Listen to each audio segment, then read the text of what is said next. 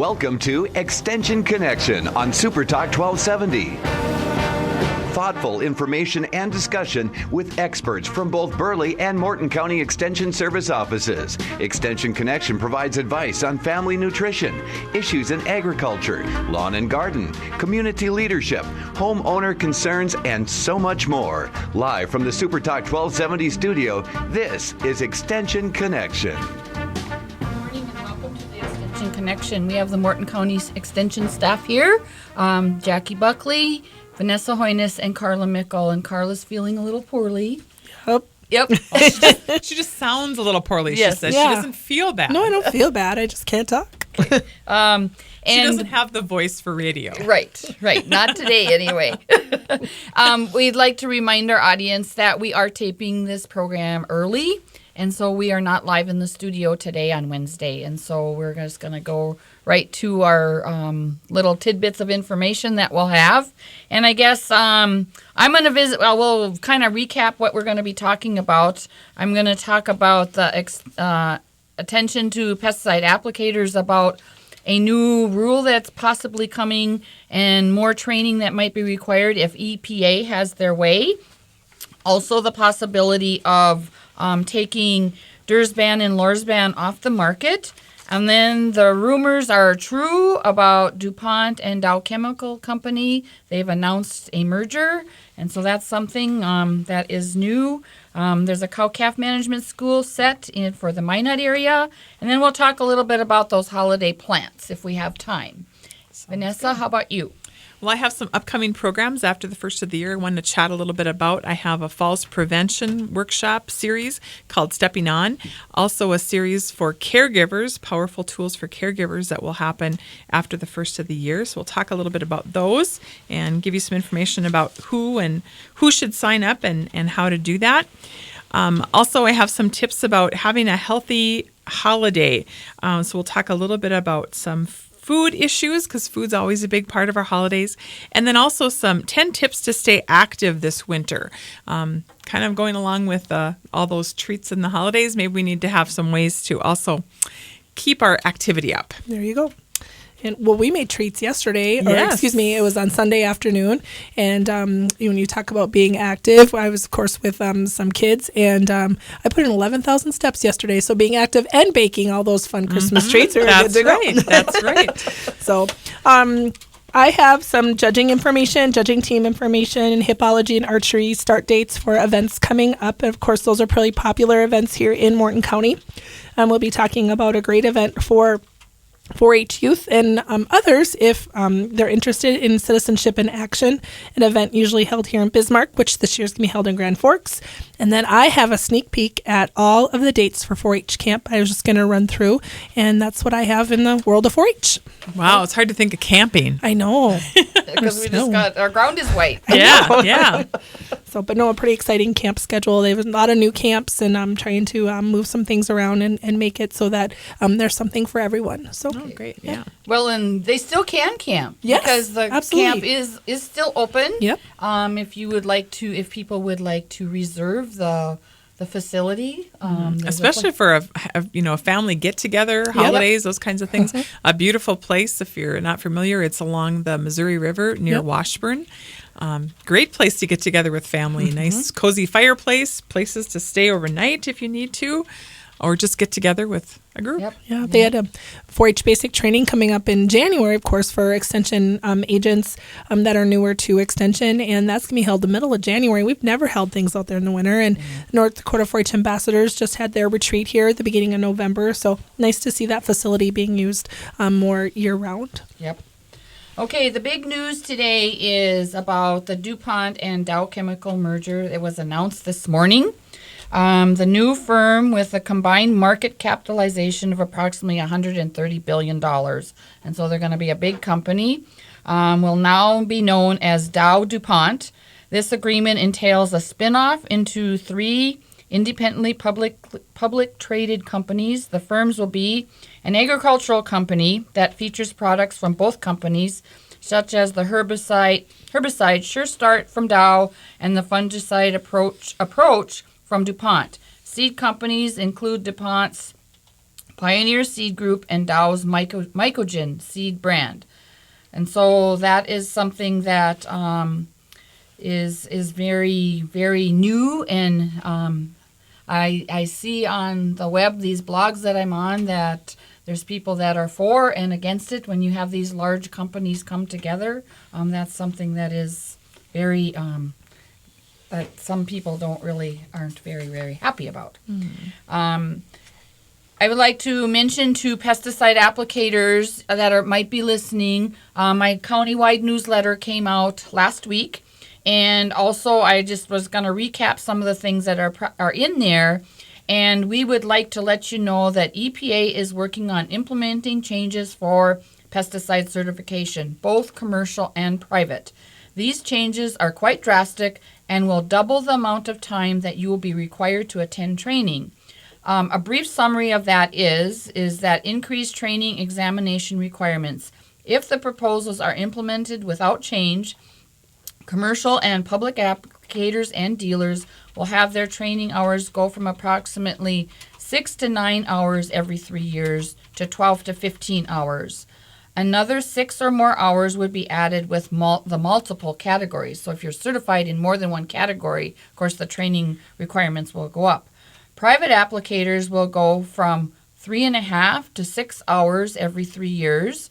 To another 3 to 6 hours could be added if specialized categories are adopted for grain fumigation, aerial application, and soil fumigation. All certified applicators and dealers will need to accumulate at least 50% of their training hours in the first 18 months of the 3-year certification cycle. And so we're going to have training the first 18 months, and then you'll have to come back for more training on the second 18 months, which is something that is different. Exams will be all closed book. Applicators will not be able to bring reference material into the examination room. And you do have the opportunity, producers and the like, to comment on these changes. And if you'd like to comment, you need to do it quite soon. The comment period ends December 23rd at 11:59, so the day before Christmas Eve. Comments can be made electronically on a docket folder, and I have the URL, and so if you're interested in that, and then if you look at your countywide newsletter, you'll find that as well. And so I'd like to encourage producers to try and get that. Get on the computer and comment whether you're for or against these changes. And I would guess most producers will not like those changes. Yeah, it's good. It's good for them to get their opinion out there. Yes. And then another thing that is coming out is that EPA has a proposal to revoke the U.S. tolerances for Dursban and Lorsban. Dursban is used more inside the home. Lorsban is very much known as a corn insecticide. EPA announced the proposal to revoke the U.S. crop tolerances for this insecticide. The proposal is an outcome of a recent U.S. Ninth Circuit Court of Appeals decision ordering EPA to respond to the allegations. And so this is something that you want to consider making some comments to as well. The comment period for this is due January 5th of 2016, so we don't have a lot of time for that, about 3 weeks. If you would like more information about this, you can contact our office at 667-3340 if you would like the information on how to submit a comment. And it's quite a lengthy thing, so I'm not going to read or talk about the whole process that you need to go through. And so please take some time to think about that. One thing I'd like to remind you is that the Cow-Calf Management School is set for January 13th at the North Central Research Extension Center near Minot. And the topics are Carl Hoppe will be talking about cow requirements, feed alternatives, nutritional assessing, including nut ball and cow bites ration evaluation. Paige Brummond will be talking about forage production for hay and silage, yield, quality, production costs, perennials, annuals, and the like. Vera Brummer is going to be talking about principles of grazing management, extending grazing options, pasture rental, fencing, and water solutions. The registration fee is $25. which will cover a meal and materials. You can contact the Ward County Extension Office at 857-6444. And Jim is queuing us for a break, and so we will be back with Extension Connection after the break.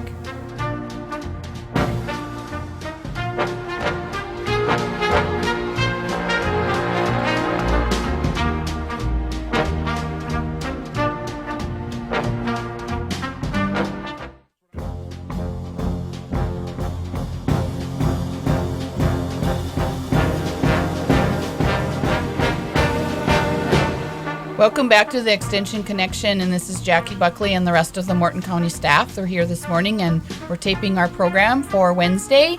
And I'm going to turn it over to Carla with her croaky voice this morning. It works. Just some notes here on some upcoming dates for judging team, crop judging, hippology, and archery. Jackie's first livestock judging workout will be held December 28th at 1 p.m. at Chad and Julie Ellingson's home. If you're interested in livestock judging, you should contact Jackie at the office at 667-3340. Crop judging is set to start with workouts Monday, January 11th at the Mandan High School at 7 p.m. Again, please contact Jackie if you're interested in crop judging, and she can get you pointed in the right direction. Hippology workouts will also start Monday, January 11th at the Morton County Courthouse. You can call me at the office, 667-3340, and I can give you more details on what hippology is, the study of equine, of course, everything equine, from food to saddles to fences you should use for your horses, everything. So that is what the kids will be working on here the next few months, and of course, attending some contests. Archery workouts will begin officially on December 28th at Nishu Bowman at 6 p.m. If you're interested in our archery, our shooting sports program, again, I'm the contact for that. You can either email me at carla.mickle@ndsu.edu, or you could give me a call at the office at 667-3340, and we will have you fill out all the paperwork and get you started with archery. You do not have to have your own bow. We have equipment for you to use, and I'm very excited. We have some new targets showing up, hopefully, at the end of the week. So a big old caribou will be gracing the presence of our office. Very excited. Ooh, fun. And a mountain lion and all kinds of very fun stuff. So, again, archery starts officially December 28th. That's on a Monday. Dairy judging is a ways away. That starts in April, and we'll give you more information on that when it becomes available. Another event that's really fun that we've had here in the Bismarck area for the last 6 years is Citizenship in Action. And this year we're inviting all youth in grades 7 through 12 to participate in learning about the judicial branch of government and interact with students and professors at the University of North Dakota School of Law, as well as a district judge and practicing attorney. This event will be held up in Grand Forks, part of it at the campus of UND, and that is January 17th and 18th, and registration is through 4-H Online, and we can provide you more information on that and registering for that event. Again, if you contact the Morton County Extension Service Office or any local Extension Service office that you have in your community. The last thing I have to talk about, being very brief, and I apologize, is the Fun 4-H camp schedule that, of course, was finalized here about a week ago. And camp officially kicks off on June 5th.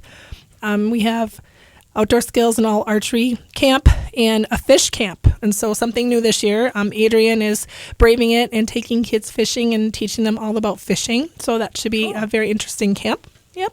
And that ends on the 9th. Livestock and Horse Camp 1 will be June 11th through the 16th. Jackie, of course, is chairing the livestock camp, and Paige Rumman and Kelsey Eglund are chairing Horse Camp 1. Vanessa's camp is June 17th through the 18th, Clover Camp.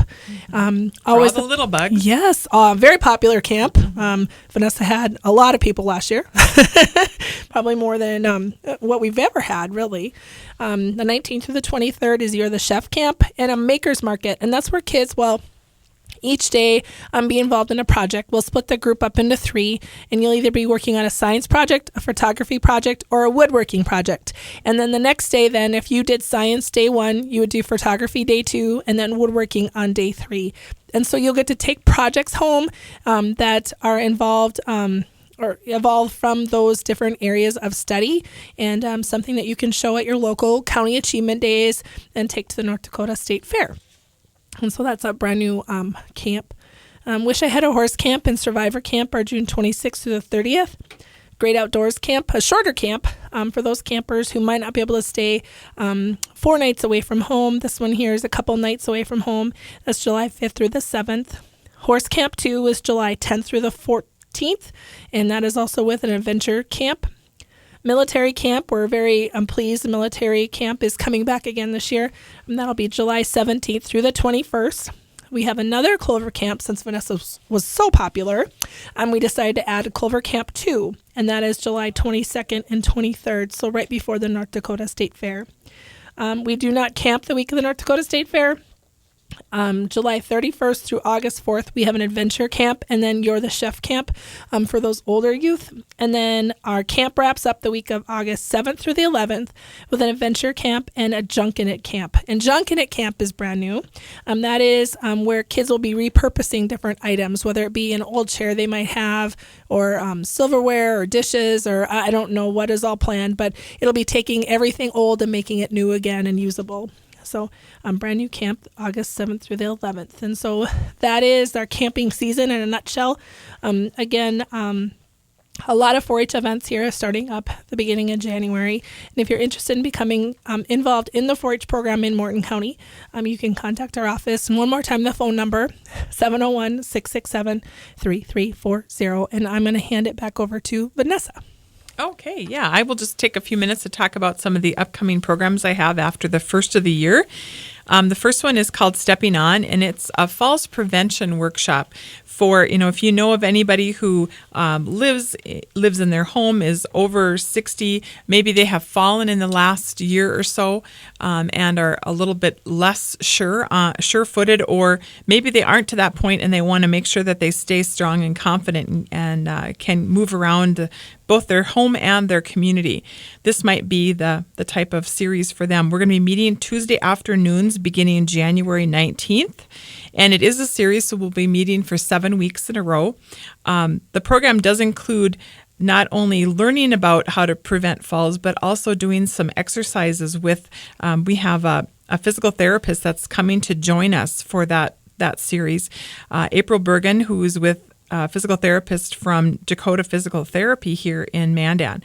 And so she's offering her services as a part of our series, and so we're really happy to have her as part of that. So we'll be meeting on Tuesdays from 2 to 4, beginning January 19th. And if you're interested in that, please call our office at 667-3340. And the cost for the program, for the 7-week program, is $20. And that really covers materials and also the exercise weights that you get as part of the program. So I encourage you to think about that. And also urge someone, if there's someone you know that could maybe benefit from a class like that. Another series I have coming up after the first of the year that will be meeting on Wednesdays starting January 27th in the afternoon is a program called Powerful Tools for Caregivers.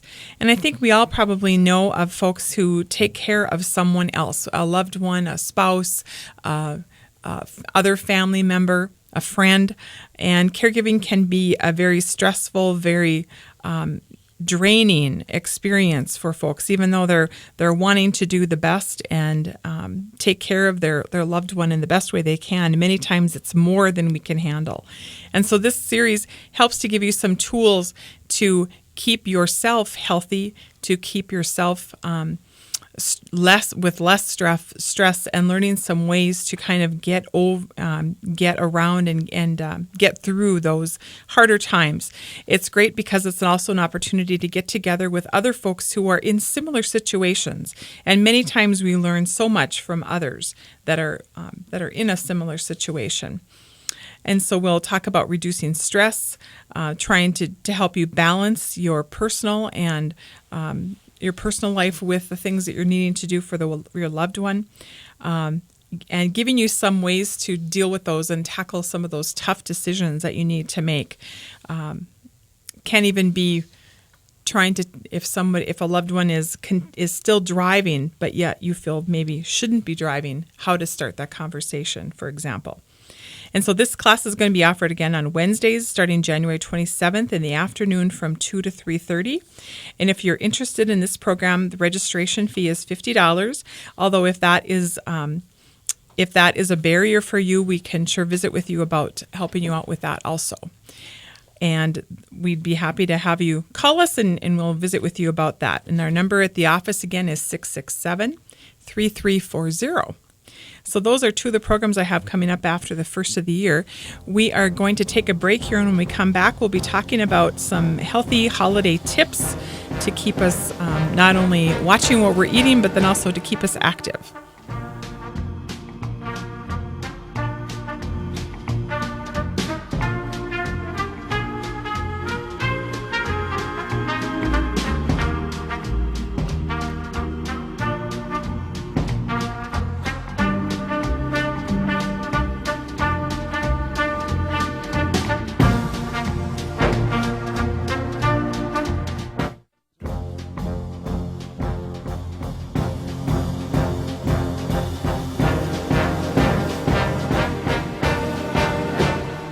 We're back with the NDSU Extension Connection.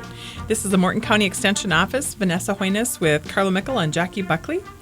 And we're talking about healthy holidays. Of course, that's just around the corner, and we have lots of things are going on. And sometimes the one thing that we're concerned about is trying to watch our weight, making sure we don't gain weight during the holidays. So we have to add to our resolutions when it comes to the first of the year.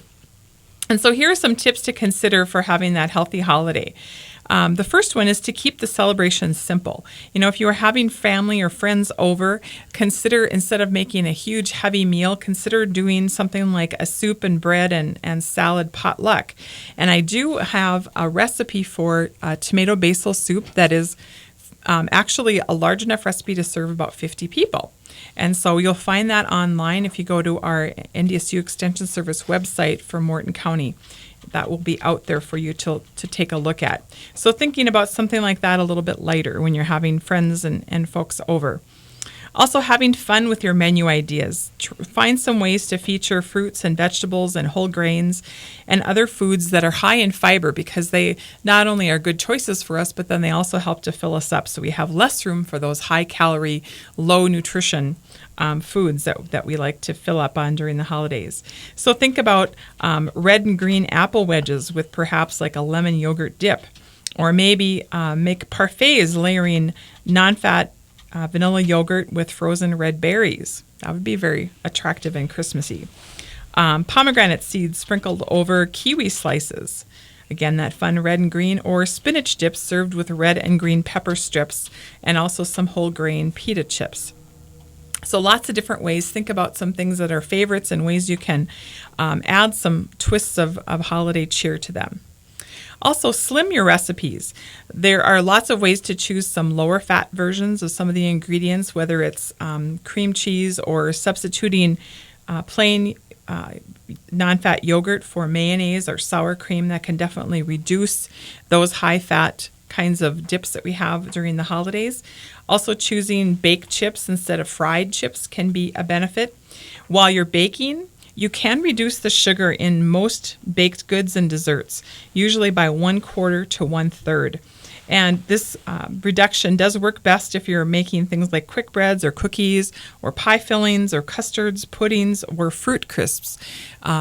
Obviously, you don't want to reduce the sugar when you're talking about making candy, because that is the basis of candy. Another thing you can do is also increase the amount of cinnamon or vanilla in a recipe, which can enhance the impression of sweetness. However, you also want to be careful with cinnamon, especially if you're making a yeast product, because cinnamon will work against the yeast and it may not rise like you would normally find it rising. So don't add too much to those great homemade cinnamon rolls that you might be preparing. Another tip could be to remember the food safety during the holiday gatherings. Of course, I can't get through any holiday without talking about keeping cold foods cold. Making sure you're checking. They're laughing at me here in the studio. Again. So making sure you're keeping those things cold, especially if you're serving food on a buffet. Do not leave the food out there for more than 2 hours, and be checking it. Keeping them on a bed of ice is always a good idea to keep those things cold. And then if you're serving hot food, make sure that you're putting it in some type of a slow cooker, or again, watching it, keep an eye on it, and then get it off the buffet when it's been there too long. Also, one of the things that we're tempted to do is if you're serving a large group, we're tempted to leave the serving dish on the buffet and add to it. And that's a no-no. It's better to just totally put in a fresh bowl or a fresh serving dish with the new amount of food that you're wanting to add. But if you have any questions about any of those types of food safety issues, we have lots of materials both online, and I'm willing to visit with you if you want to give me a call at 667-3340. Also, make activity a part of your celebration. Organize a sledding party, or if the weather's too cold outside, maybe move some chairs around and make some room for some dancing or other activities that you can do. And I do have 10 tips to stay active this winter. And so I'm going to run through some of these fun things to think about to keep not only yourself, but everybody else in your family that you're together with. Start a physical activity tradition. And we have lots of traditions during the holidays. So instead of cozying up by the TV, bundle up and take a walking tour of the holiday lights after dinner. That'd be a fun new tradition to start. The second one, think differently about seasonal chores. Instead of thinking of them as being drudgery, think about them as being some fun. Making shoveling fun, or house cleaning, or vacuuming, those kinds of fun activities. Even setting a timer to work really hard for 10 minutes and see how much you can get done in that short time. Sometimes kids will be more apt to jump in and be a part of that if they know it's a short duration and it's kind of a contest. A second one is to be a kid again. Go sledding, cross-country skiing, make a snowman. Even a holiday gift idea could be to check out secondhand sporting goods stores and see if you can find some discounted skates or skis or snowshoes, other outdoor equipment that might be a great gift for somebody on your list, especially for the person who seems to have everything else or doesn't make a list. Another tip number 4, can be to do at least 10 minutes of activity at a time, and take a 10-minute walk at lunch or after school or work. Number 5 is turn off the TV. Set a rule that no one can spend longer than 2 hours per day playing video games, watching TV, and using the computer, unless it's for work or school. Tip number 6, play indoor physical activity games. Do scavenger hunts, play charades, act out things like being an Olympic skater or being a star basketball player. Obviously, it depends on how large your people are. I'm just thinking about my son doing this. Could be drastic for the decorations around the house, but so make sure you have some room. Number 7, find an indoor place to walk. Of course, there are great places. Some of our local gyms, other public areas are open for walking. Lots of folks like to walk in the mall. In fact, there are signs that will tell you how far you have walked. The one thing to be cautious about walking in the mall is don't be tempted to continue to buy more presents if you are totally done. I don't want your physical activity to go up, but your budget to hit to tank. Yep. Also, there's lots of fun high-calorie foods that are out there, so don't be tempted to make it a walking snack time. Just bring a bottle of water and enjoy visiting with folks as you walk through the mall. Number 8, turn your kitchen into a gym. Use your countertop for balance and stretching exercises. You can do this while you're waiting for the Christmas dinner to get done. Try doing toe stands. Stand with your legs shoulder width apart and stand on your tiptoes for a minute. Again, this could be something you could get your kids involved with, or with you or others. March or jog in place, or use cans of vegetables as weights and do arm curls. Do as many as you can. Take a break to dance with your cooking partner. That could also be fun. Tip number 9, help others while building your fitness minutes. Volunteer at a senior center, help with holiday drives, or help assemble food or gift baskets. There's lots of opportunities for those types of helping in our community. And so just keep your ears perked up for an opportunity to volunteer. And then Tip number 10, set a physical activity goal. Write it down and chart your progress on a calendar. Even investing in a pedometer, or lots of folks are getting Fitbits or other things like that to help them track their activity. This could be a great holiday gift idea for someone. If you're not sure what to get them some way to be able to track those healthy activities that they're choosing to do throughout the day. Well, with that, we are going to take a break from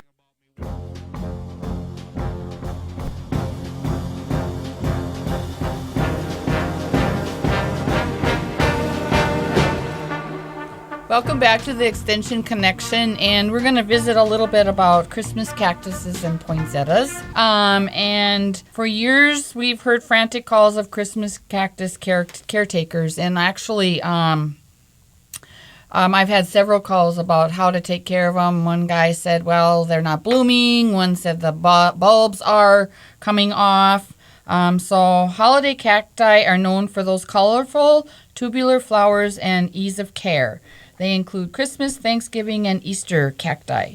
Christmas cacti have flattened leaves with rounded teeth on the margins, as opposed to the Thanksgiving cactus that has the pointed teeth. Easter cacti have pointed teeth with fibrous hairs in the leaf joints. Under normal conditions, the holiday cacti will bloom close to the holiday suggested as its name. Florists will often force plants to bloom at other times.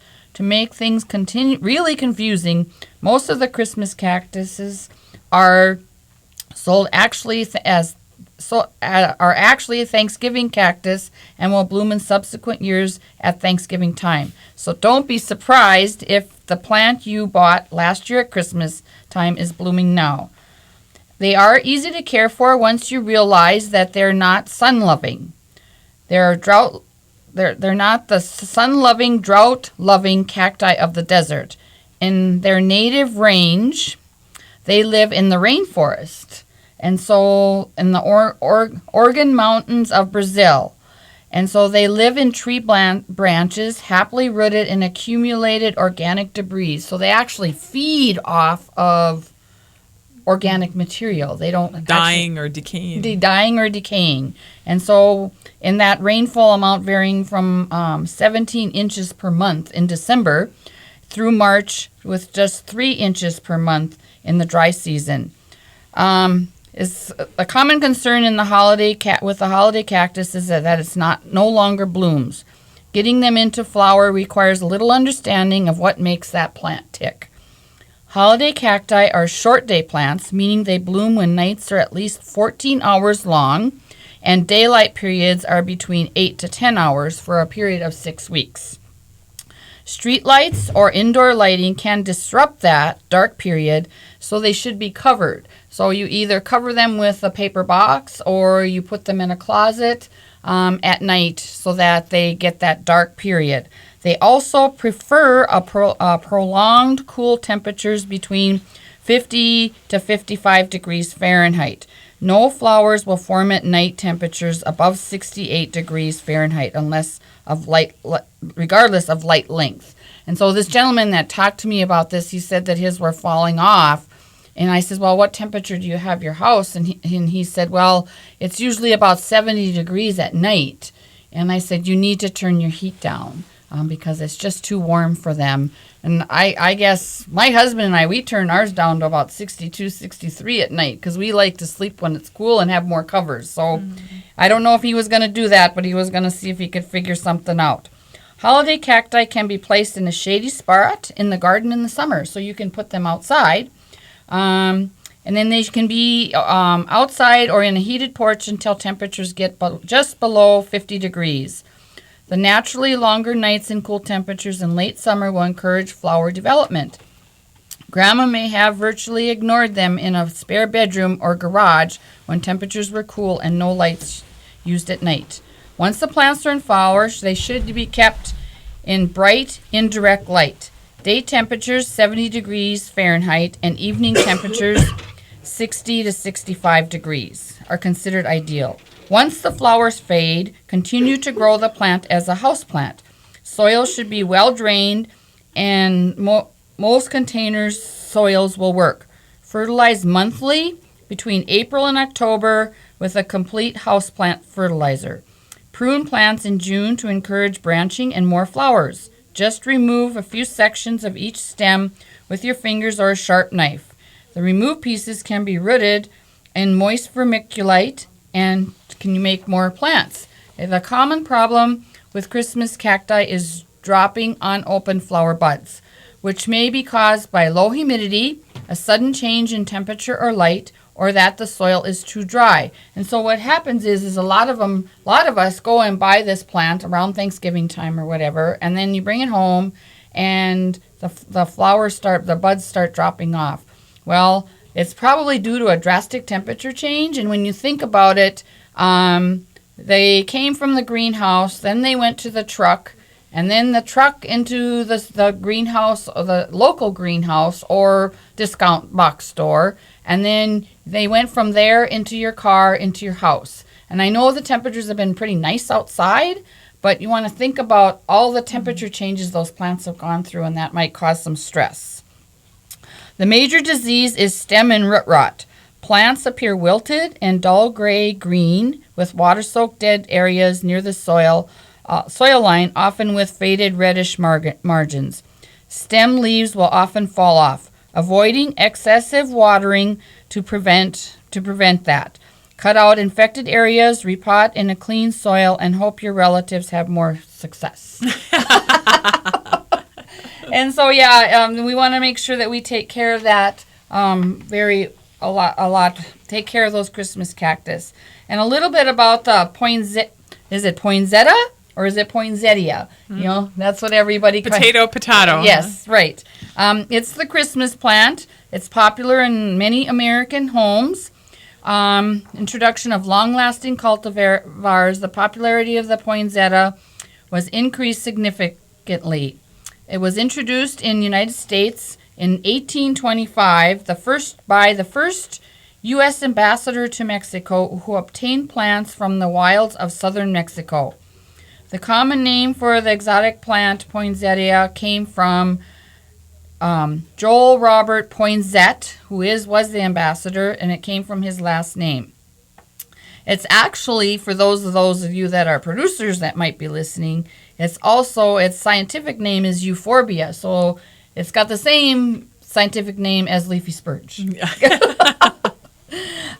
want to water, examine the soil daily, and when the surface is dry to the touch, water the soil until it runs freely out of the drainage hole in the container.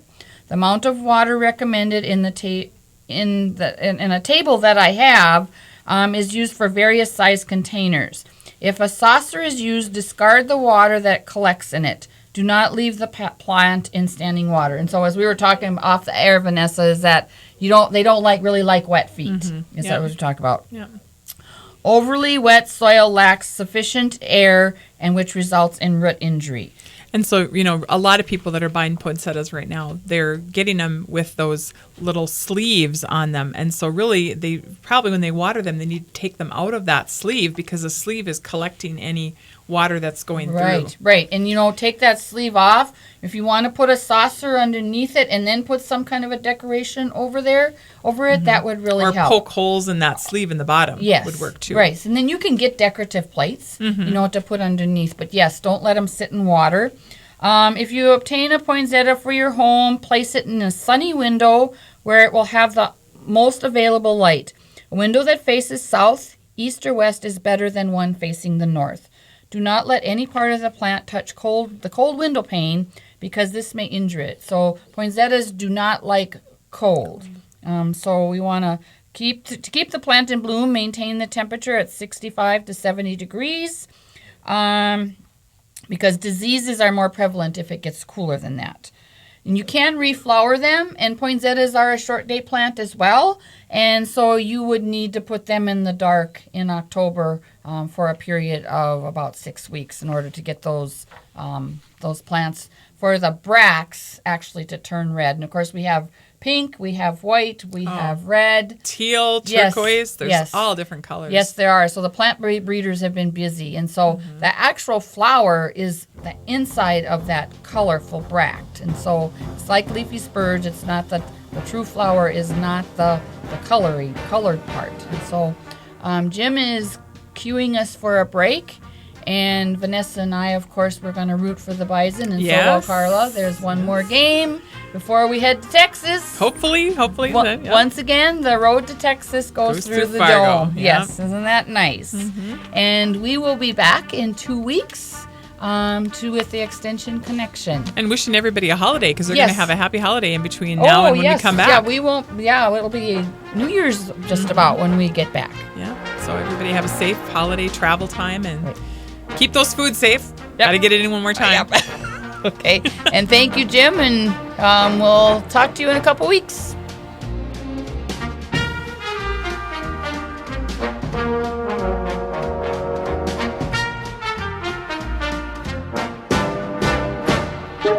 You've been listening to Extension Connection on Super Talk 1270. News and information from NDSU Extension Service and representatives of Morton and Burleigh County Extension offices. Tell your friends to listen in for the next Extension Connection, exclusively here on Super Talk 1270.